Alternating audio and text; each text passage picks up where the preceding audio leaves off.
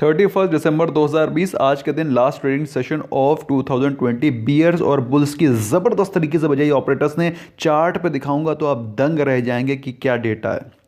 फिलहाल आज के दिन ट्रेडिंग सेशन में 1000 स्टॉक्स एग्जैक्टली बोलूं तो 999 स्टॉक्स एडवांस कर रहे थे, गिर रहे थे 711। लेकिन जो डाटा है उसको आप देखेंगे तो देख करके हैरान रह जाएंगे कि आज मंथली एक्सपायरी के दौरान जो मैनिपुलेशन हुआ है मार्केट में, जो जिस तरह से मार्केट को कंट्रोल किया गया है, आपको लगेगा एल्गो ट्रेडिंग भी फेल हो गई।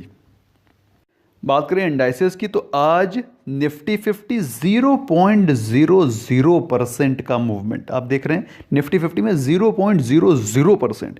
निफ्टी बैंक, जबकि आज एक्सपायरी है, believe you me this is the expiry day, और 0.00% का movement Nifty 50, Nifty bank 0.12, Sensex India का सबसे बड़ा इंडेक्स 0.01%। तो देख सकते हैं आप मार्केट में बिल्कुल भी मूवमेंट नहीं, और उसके पीछे क्या रीजन था वो भी देखेंगे, चार्ट पे भी समझेंगे। फिलहाल मिड कैप स्मॉल कैप में थोड़ी बहुत खरीदारी आई। ग्लोबल मार्केट्स में क्या चल रहा है जरा उस पर नजर डालते हैं तो आपको पता चलेगा कि एसजीएक्स निफ्टी में एक वेलकम सिग्नल मिल रहा है, 68 पॉइंट्स की बढ़त। लेकिन अगर बात करें यूरोपियन मार्केट्स की और इसके अलावा ग्लोबल मार्केट्स में तो मिक्स्ड यूज है। यूरोपियन मार्केट्स में आज भी प्रॉफिट बुकिंग दिखाई पड़ रही है। यूके में लॉकडाउन एक्सटेंड कर दिया गया है, जिसके चलते वहां पर निगेटिव इंपैक्ट अभी कंटिन्यू ही दिखाई पड़ रहा है।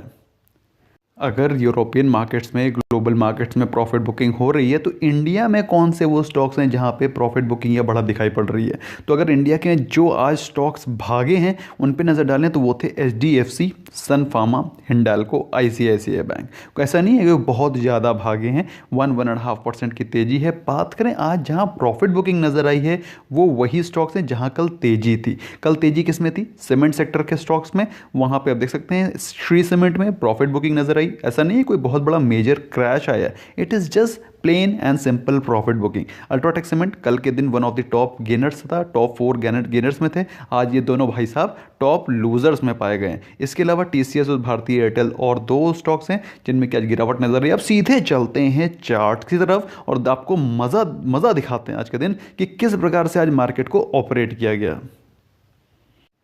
निफ्टी को देखने से पहले एक बार निफ्टी बैंक देखते हैं, क्योंकि निफ्टी में तो बड़ा ही ज़बरदस्त चार्ट है, उसको देखने में आपको मज़ा भी आएगा। पहले निफ्टी बैंक को निपटाते हैं, ख़त्म करते हैं। तो देखते हैं हम लोग दोस्तों निफ्टी बैंक में, तो आपको पता चलता है निफ्टी बैंक में आज बिल्कुल भी वॉलेटिलिटी नहीं थी। इतनी ज़रा सी कैंडल बनी है, आप देख सकते हैं रेगुलरली कितनी बड़ी कैंडल्स बनती हैं, क्या ज़बरदस्त वॉल्यूम होता है। आज के दिन कोई वॉल्यूम नहीं, कोई मूवमेंट नहीं, ऑलमोस्ट फ्लैट। उसका रीज़न भी है क्योंकि पूरा दुनिया छुट्टी में घूम रहा है, पूरा दुनिया हॉलीडे सेशन में घूम रहा है। आप ट्रेडिंग लेकर के बैठेंगे तो कोई ज़्यादा एक्शन होगा नहीं। मैंने भी आज अपने दोस्तों मेंबर्स को बता दिया था कि ये लेवल है, ये लेवल के नीचे गिरेगा तो ही हमको पुट बाय करना है, इस लेवल के ऊपर जाएगा तो ही हम कॉल ऑप्शन बाय करेंगे। अगर नहीं गिरता है, नहीं बढ़ता है, कोई हरकत नहीं करेंगे, स्टॉक ऑप्शन में ट्रेड करेंगे और सीधे सीधे इक्विटीज़ में ट्रेड करेंगे।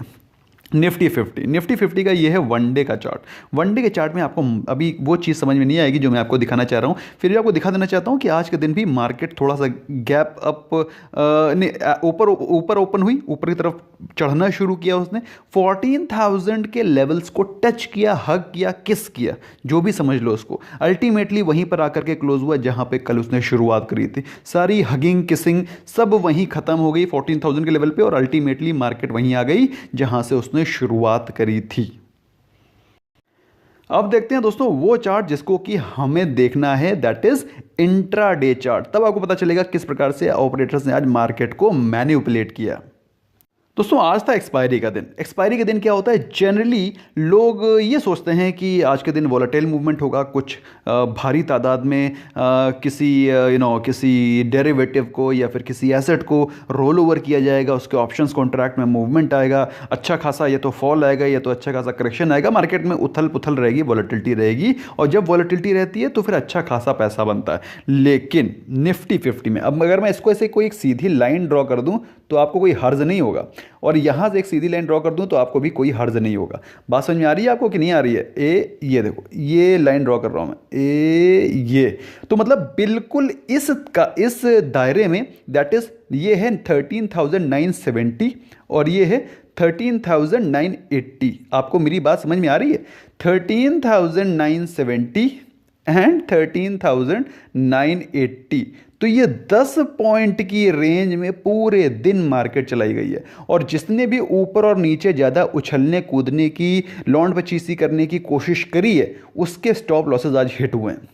भाई सिंपल सी चीज़ है, मार्केट में आज बिल्कुल भी मोमेंटम नहीं था, और सिंपल प्लेन उसका कारण ये था कि ऑपरेटर्स को आज पूरा का पूरा प्रीमियम ईट अवे करना था। 100% premium of Nifty and Nifty bank was to be consumed, eaten, decayed by the operators. उन्होंने, आप देख सकते हैं 10 पॉइंट की, सिर्फ 10 पॉइंट का मूवमेंट हुआ है पूरी मार्केट में। ब्रॉडली आप देख सकते हैं, जहां जैसे ही ओपन हुआ ऊपर गया, और अगली कैंडल वहीं से नीचे, यहां से नीचे गई, अगली कैंडल वहीं से ऊपर, और कितना मूवमेंट हो रहा है, जस्ट 10 पॉइंट, 970 से 980। ओके, और जिसने भी ऊपर ज्यादा एंथू कटलेट बनने की कोशिश करी, वो उसका कटलेट कटाया आज।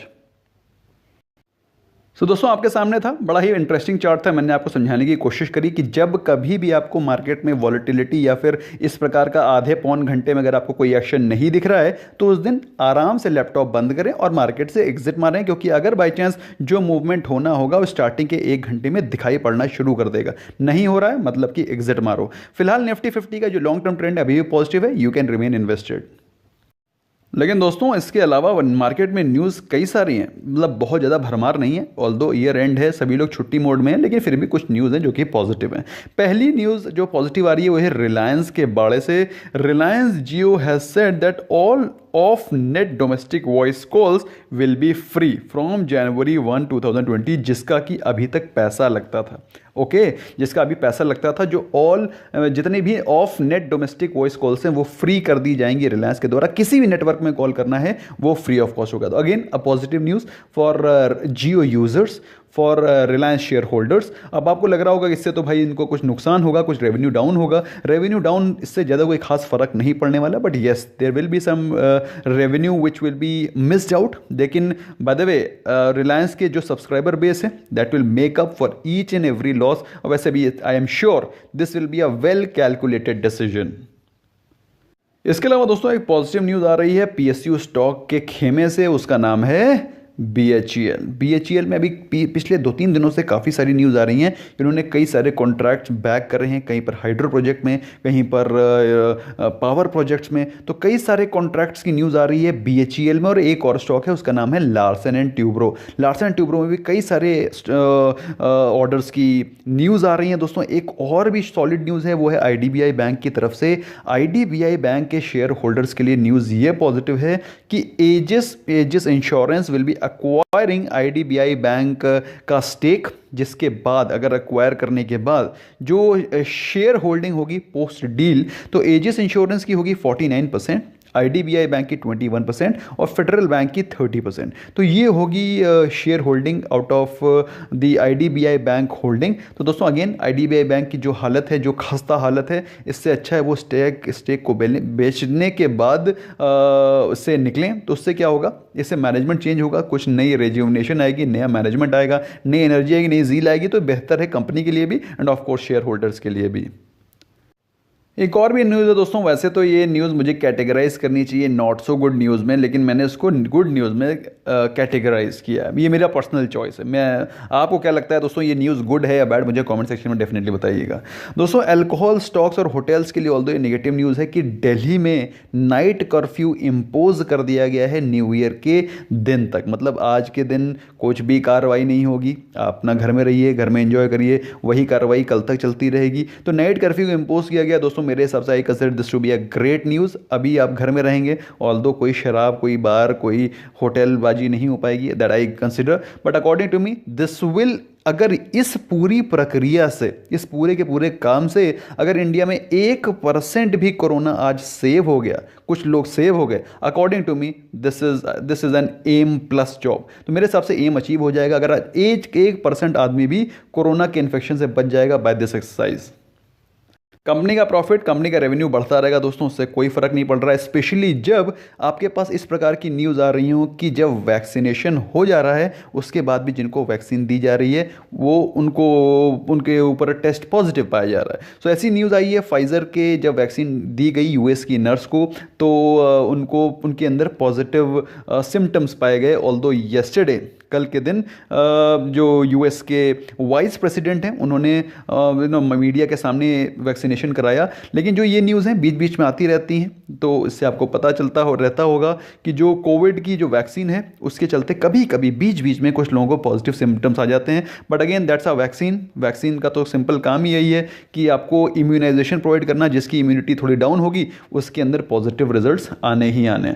सो ओवरऑल जो न्यूज़ है दोस्तों वो मैं आपके सामने शेयर करता हूँ। पॉजिटिव न्यूज़, निगेटिव न्यूज़ जो भी हैं, I want to share with you. But anyway, please do not get bog down और अपने आप को पॉजिटिव रखिए, लाइफ से भरपूर रखिए, अच्छे से कमाइए, अच्छे से इन्वेस्ट करिए, अच्छे से स्पेंड करिए, खुश रहिए दोस्तों, लाइफ एक ही है। That's all from my side friends. Wish you all a very very happy new year, although I am early, but I'll wish you again. In fact, my team will wish you again tomorrow along with me. Wish you all a very, very happy new year. Bye bye for now.